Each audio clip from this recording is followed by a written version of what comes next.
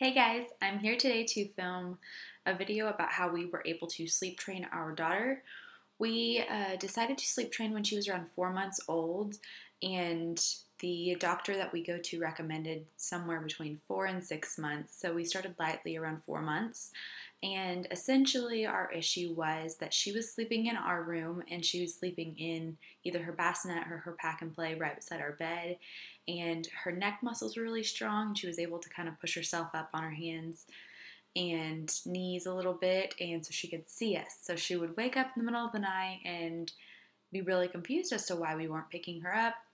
And overall, it just got to be a hard situation for all of us because she wouldn't sleep in her bed because she could see us and she wanted to be with me. So then I would pick her up and she would end up falling asleep in our bed, which made my husband and I feel really uncomfortable just because we didn't feel it was safe.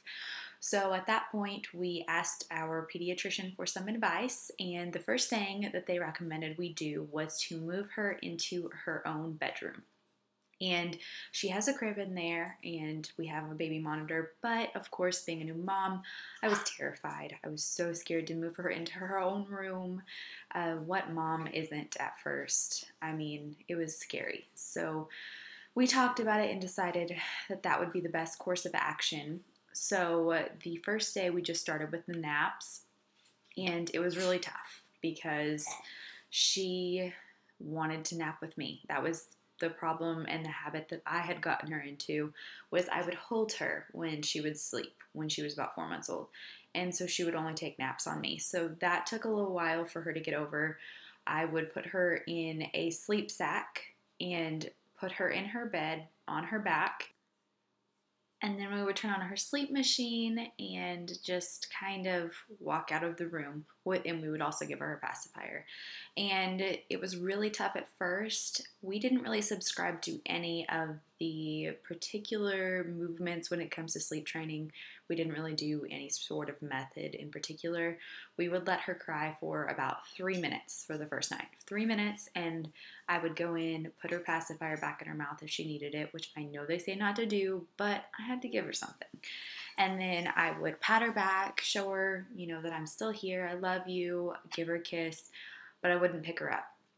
And usually by that point, it would calm her down. I would leave the room. We would do it again. I did this for the first night, the entire night. I mean, she slept, obviously. She wasn't awake all night. But I would go in for about a minute and just calm her down, let her know I was there, and then I would walk out of the room. The first night I slept on the couch and would go in every 3 minutes. So then after that, eventually, it took her probably about 20 minutes total from from the time we started it to actually fall asleep. And then once she was finally asleep, I would go to bed on the couch for that night and then wake up and do it again when she needed it. And they told us at that point that she didn't actually need night feedings anymore, so we cut that out also. So that was pretty tough for her and I both, because I was breastfeeding and because she was just used to it.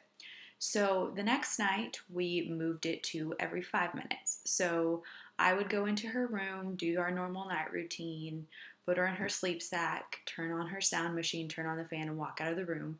And if she needed me to, I would go in every 5 minutes. I did this the whole night. I ended up sleeping in our bedroom that night because that night was a little bit easier. I would still go in anytime she needed me for every 5 minutes, and then I would just sit in the living room until she fell asleep, then I would go to bed. And the third night, we did every 7 minutes. And this one was probably the hardest night for me just because if she was crying, I wanted to go in there immediately and fix the issue at hand. But since she needed to learn how to self-soothe, because, that's how babies learn how to sleep, she needed to learn it. So I finally just decided, this is what we need to do. So after 3 nights of doing this, she finally learned how to self-soothe. That's so hard to say. My goodness. So she finally learned how to do it on her own. On the fourth night, we really didn't have that issue. She woke up every few hours or so, but I would just go in there, put a pacifier back in her mouth, you rub her back a little bit, and I was able to go back to sleep, and she would calm herself down every time she woke up from that point. And now we're at the point where I can simply put her in her sleep sack, lay her down in her bed, and give her her Bink, turn on her sound machine, walk out, and she goes to sleep all on her own. And sleep training saved us, saved our daughter, not in a life sense, but more just we were able to finally get some sleep. She is finally able to wake up, realize that she doesn't have to have me every second during the night, and she can put herself back to sleep. And I highly recommend sleep training, whether it be the cry it out method, your own method, the no tears method. Overall, just sleep training in general is a really good idea because kids need to learn how to put themselves back to sleep just in the same way they eventually need to learn how to feed themselves and eventually need to learn how to go to the bathroom on the potty. It's just part of one of those things that we have to teach them how to do. And not every kid needs sleep training. Some kids are able to do it on their own, but our daughter was one of the ones that just thought she needed me all the time, and that's fine. I love having her all the time, but it is nice that we are all able to finally get some sleep around here, and she has been consistently sleeping through the night since she was about 6 months old. From the point between 4 months and 6 months, she would have nights where she would sleep all night and then have some nights where she would wake up occasionally and go back to sleep eventually. But overall, sleep training is the best thing we have done, and we are so happy we did it. She's a happier baby. She has a sleep schedule, and that was one of the biggest things that we were able to establish once we figured out how to sleep train. She has a consistent, basic schedule where she goes to sleep somewhere between 9 and 10 every morning and naps as long as she needs to, usually about an hour and a half to 2 hours.